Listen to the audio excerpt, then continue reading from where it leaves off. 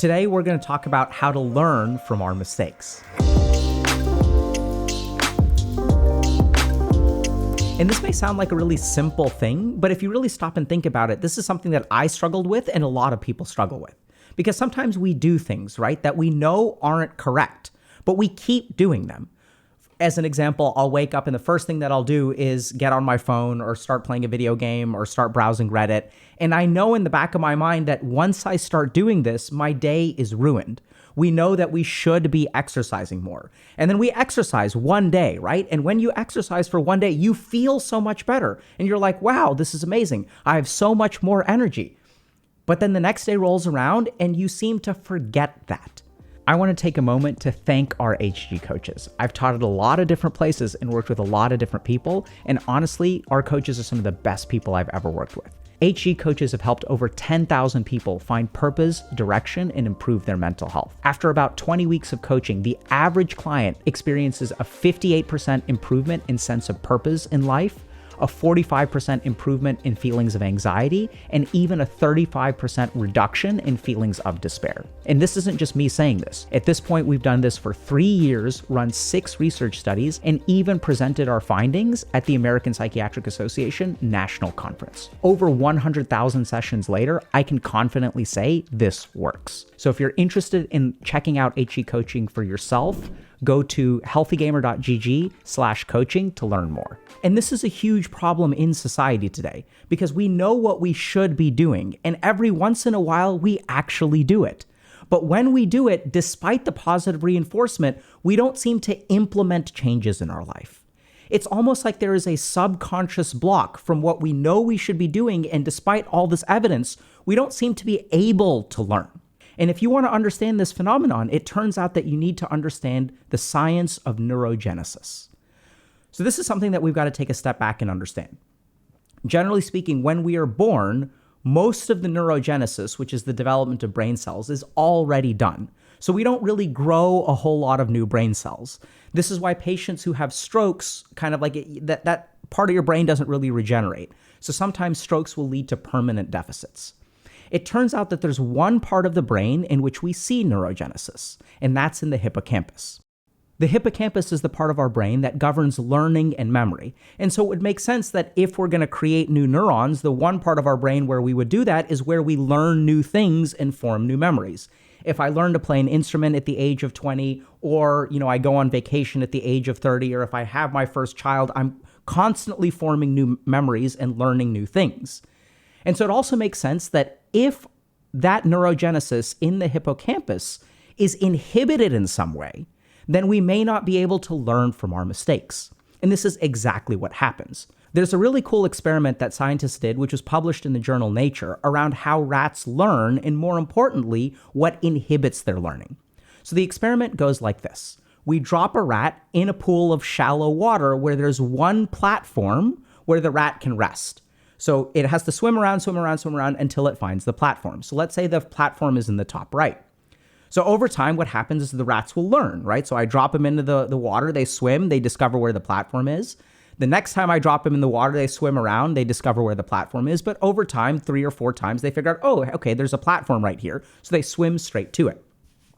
Then the scientists do something tricky. They move the location of the platform. And what they discovered is that there are 2 kinds of mice. There are some mice that if we move it from the top right to, let's say, the bottom left, there are some mice that when we drop in, they keep on making the same mistake. They look for the platform in the top right. They keep swimming there. They start to get distressed. They're worried. They don't seem to be learning from their mistakes.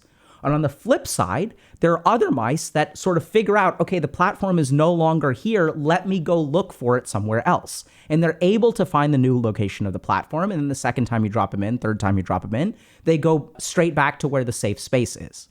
So there's 2 kinds of mice here, and one seems to be learning from their mistakes and one doesn't. And it turns out that this also goes to neurogenesis. What they sort of discover is that some mice will code a particular kind of behavior. And then they are unable to wipe that behavior clean and sort of re-encode a new form of behavior. On the other hand, some mice are able to wipe that old behavior clean and replace it with more optimal behavior. Sounding familiar? This is the problem that a lot of us face, right? Where we sort of learned a particular thing like, hey, it's actually okay to play video games. It doesn't cost me very much. But then as I get older, it starts to cost me more and starts to cost me more and starts to cost me more. And I may be consciously aware of it, but it's like something deeper in my brain is not able to learn that lesson. So what separates the mice that are able to learn from the mice that aren't? And it turns out that there's one thing. It's not willpower. It's not motivation. It's not some kind of supplement that you can order online. It's actually fasting. So this is really interesting.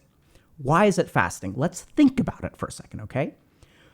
What is the one evolutionary signal that our brain needs to signal to us that, hey, this strategy is not working? How does the brain know that, hey, we need to rethink how we approach this and we need to learn a new way of handling this? It turns out that the most powerful signal to rewire your brain is starvation. Because 1 million years ago when our brains evolved, here's the sort of idea, right? So like if I'm living my life and everything is going really well, then we're fine. We don't need to change anything because if it ain't broke, don't fix it. How does our brain know that we're starting to screw up? When we can't find food anymore, because our brains have evolved for survival, right? Not to live in this digital age where we're bombarded with all the stimuli. And so what's going on in today's society? We're actually inhibiting the starvation and fasting signals that induce neurogenesis. So the number one thing that causes neurogenesis is actually fasting or starvation, because this is our brain's way of saying, hey, this crap is no longer working because we're starving. And since this is no longer working, we need to wipe the slate clean and learn a new way of functioning. But what's happening in today's society? No matter how many mistakes you make, chances are you're still getting high calorically dense food.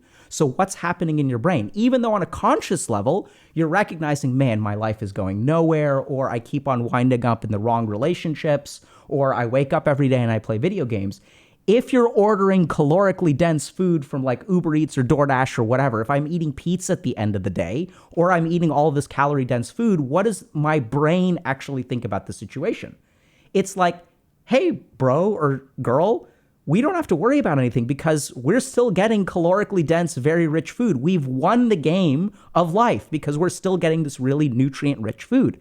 And when we get nutrient-rich food, what it literally does is inhibit neurogenesis in the hippocampus, which prevents us from learning from our mistakes.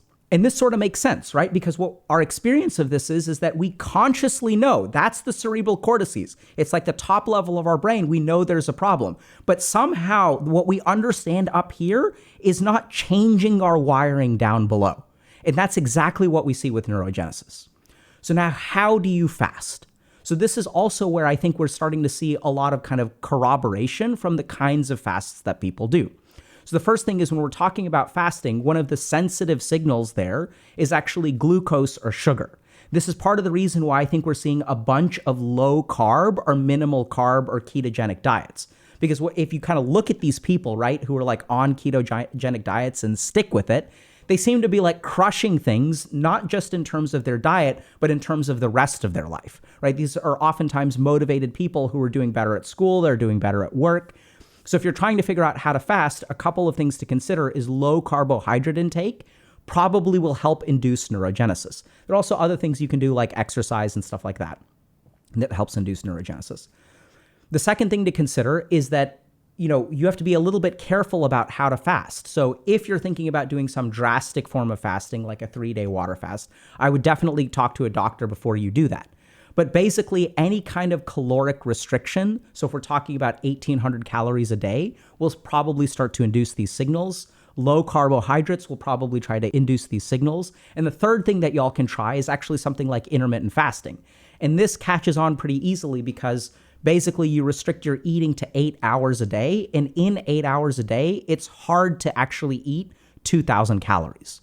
So if y'all are struggling to figure out why can't I learn from your mistakes? And it may feel to you like something is busted. Like even though you know on some level, it's like there's another part of you that refuses to learn from your mistakes. And it turns out that if we look at the science of neurogenesis, that is exactly what is going on. And so what you actually probably need to do is start inducing neurogenesis. And if you can do that, what you'll literally find is that you're able to learn from your mistakes. That what you understand up here translates down into the rest of your brain and the rest of your life. There's one last thing that I have to throw in. If y'all are looking for proof of this concept, there are actually studies done on cognitive flexibility, which remember is correlated with neurogenesis, and people who play video games. And what we discover is that gamers who have higher levels of cognitive flexibility are higher rank. In fact, there's only one cognitive variable that correlates with rank in League of Legends, and that is actually your cognitive flexibility. So not only will you be able to learn from your mistakes, when you start learning from your mistakes, you'll actually climb the ranks within gaming, and probably within the rest of your life.